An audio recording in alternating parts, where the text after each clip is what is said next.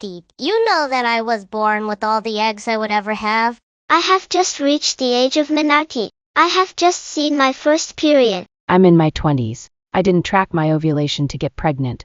I just had regular sex about 3 to 4 times a week on different days. I didn't worry if semen flowed out after I stood up following sex, because I knew that healthy sperm travels upward on its own. I've been attending my antenatal clinic regularly. Since I have sickle cell disease, I was prescribed 5 milligrams of folic acid daily instead of 400 micrograms, which I'll continue taking until delivery, not just the first 3 months only. I've also been advised to watch out for signs of a pregnancy complication called preeclampsia, symptoms like headaches, floaters, blurry vision, and swelling in my hands and feet. Overall, I'm really enjoying this pregnancy. I am now in my 30s, emotionally stable and living. I do my breast check regularly in the shower to ensure that there are no lumps or bumps in my breast or armpits. I also pay close attention to my periods to ensure I am not passing blood clots as big as a 50p coin, and that I have a regular cycle. A regular cycle is between 21 and 35 days unless you are on an hormonal contraception. I am now at the age of menopause.